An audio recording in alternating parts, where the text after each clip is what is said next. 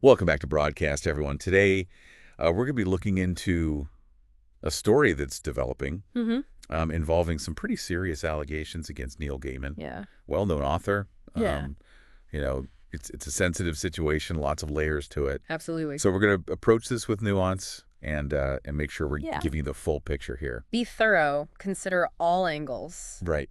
So to start, we're talking about the recent lawsuits filed against Gaiman and his wife, Amanda Palmer, Right. by Scarlett Pavlovich. Mm-hmm. Um, Pavlovich worked as a nanny for the couple and Yeah. alleges that Gaiman Okay. sexually assaulted her Multiple times. multiple times. Yeah. And what's interesting here is that there are actually 3 separate lawsuits Wow. filed in Wisconsin, Massachusetts, and New York. Okay.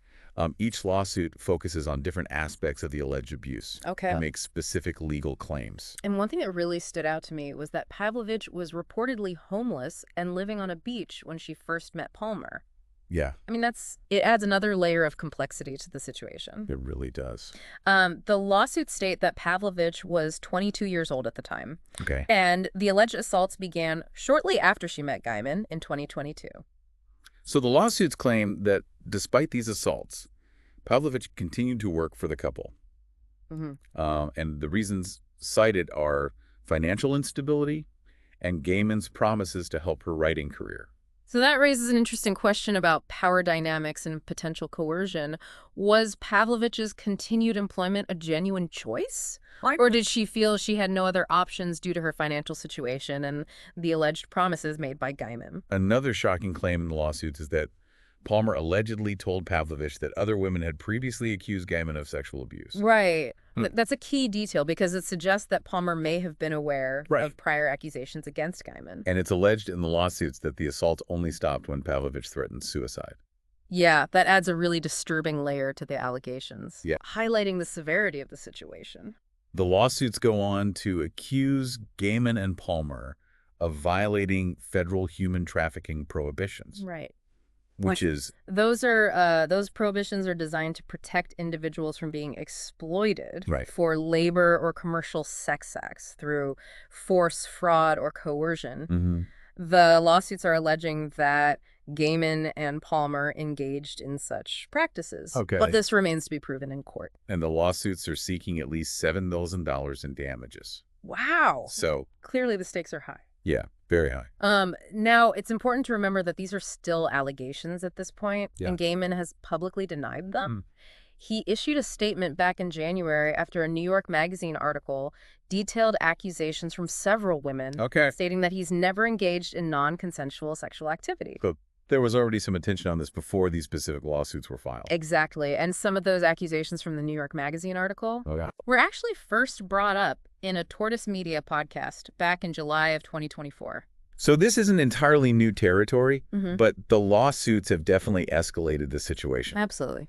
As of now, representatives for Gaiman and Palmer haven't publicly responded to the lawsuits. That's correct. So we're waiting to see. We're waiting to see what their legal strategy will be and how they will address these specific allegations. The publishing world has already started reacting. Mm-hmm. Major publishers like HarperCollins and W.W. Norton have stated that they will no longer publish Gaiman's work.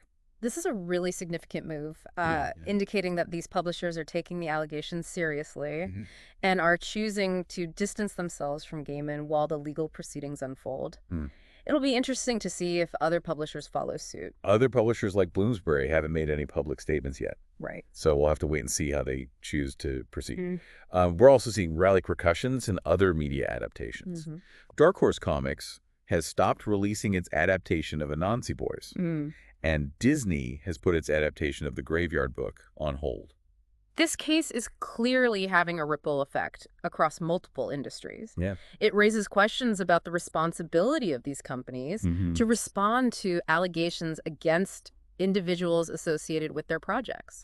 And it will be interesting to see how these decisions ultimately impact the future of those projects and the availability of Gaiman's work. It also raises questions about the criteria these companies use to make these decisions. Right. Are they waiting for legal verdicts? Are they conducting their own investigations or relying on public perception? Yeah, these are complex issues with no easy answers, and the decisions made in this case could set a precedent for how similar situations are handled in the future. Absolutely. The outcome of this case could have wide-reaching implications for the publishing and entertainment industries. One final piece of the puzzle is that Pavlovich also filed a police report accusing Gaiman of sexual assault. Yeah. But as of now, the police haven't confirmed if they're conducting an active investigation. That's right. So there's a lot of uncertainty surrounding this case. Right. We'll need to wait for more information to come to light from both the legal proceedings and potentially law enforcement. This is a complex and evolving story with serious implications. We'll continue to keep you updated here on Broadcast as we learn more. Absolutely. You know, it's fascinating how the public response to these allegations has been so divided. It really has, especially on social media. Yes, social media has become a battleground of opinions. You see a lot of Gaiman's supporters expressing disbelief, defending his character, pointing to his long career and previous lack of accusations. Yeah, they're really focusing on his contributions to literature Right. and his generally positive public image. But then there are those who believe Pavlovich and are calling for accountability, highlighting the number of accusations and the consistency of the patterns described as reasons to take this seriously. And they're also bringing up the power dynamics at play. Right. I mean, Gaiman is a very successful figure in the industry, Oh, absolutely. while Pavlovich is a young, aspiring writer. This case has definitely reignited broader discussions about how we handle allegations of sexual misconduct, especially in light of the Me Too movement. Yeah, it feels like there's a renewed focus on the importance of believing survivors while also recognizing the need for due process Right. and a fair examination of the evidence. It's a tricky balance. Very tricky. This case really highlights how complex these situations can be.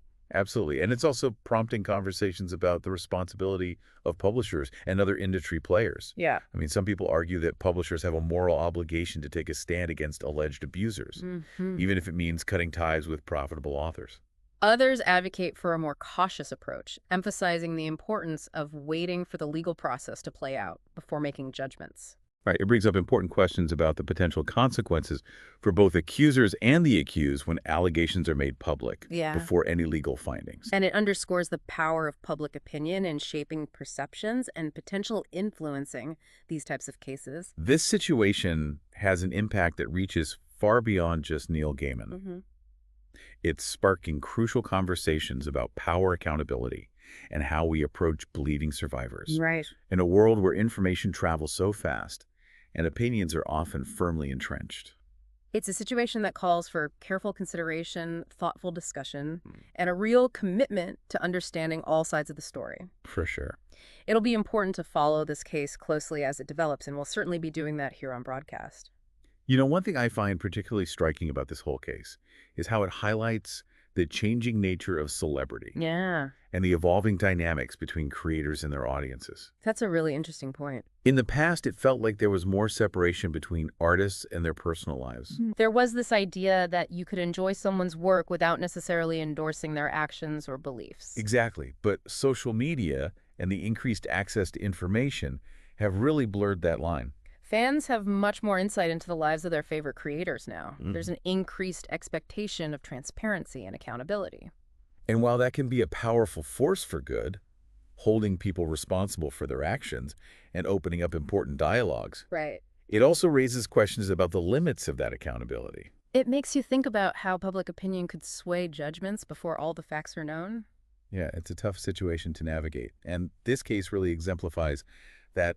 Another aspect that I've been thinking about is the role of publishers and how they've responded to these allegations. It's a crucial aspect of this story for sure. Yeah. The decisions of publishers like HarperCollins and W.W. Norton to stop publishing Gaiman's work have major implications. It definitely signals that they're taking the accusations seriously and are prioritizing their own reputations and values. But it also raises questions about their criteria for making those decisions. Right. Are they waiting for a legal verdict? Are they conducting their own investigations? Exactly. What's the threshold of evidence they're using to determine their course of action? Yeah.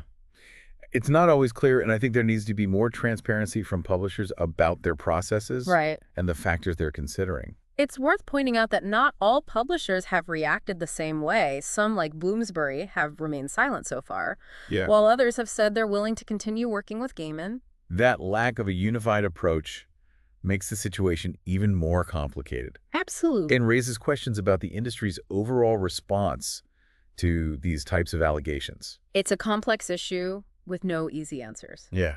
It'll be interesting to see how this evolving landscape shapes the future of publishing and the relationship between authors, publishers, and readers.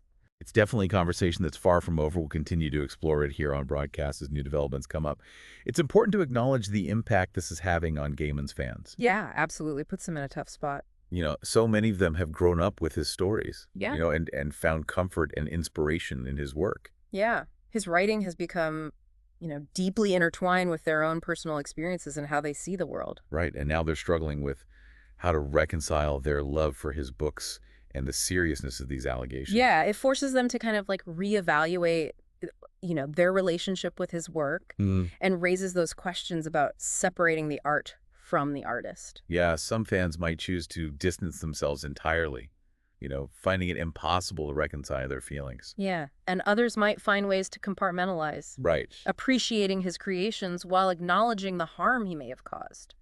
And there will be those who continue to support him, rejecting the accusations and holding on to the image they've always had of him. Right, there's no right way to process this. Yeah. It's important to respect the range of reactions and emotions that fans are experiencing. This case really highlights the personal impact art can have on our lives and the complex feelings that arise when creators we admire are accused of wrongdoing. Yeah, it reminds us that even in the most challenging situations, open dialogue, empathy, and understanding multiple perspectives are essential. This has been a heavy but important conversation. Thanks for helping us unpack it all. Absolutely. It's vital to engage with these complex topics and create space for these critical discussions. As we wrap up here on Broadcast, I want to leave you with this thought. How do we as a society navigate the space between allegations and due process? How do we balance believing survivors with the presumption of innocence? It's a question that goes beyond this specific case and deserves continued reflection and dialogue. That's a great point to end on. It's a question that challenges us to examine our own biases, approach these situations with empathy, and strive for a just and equitable way to address these incredibly complex issues. Thanks for joining us on Broadcast.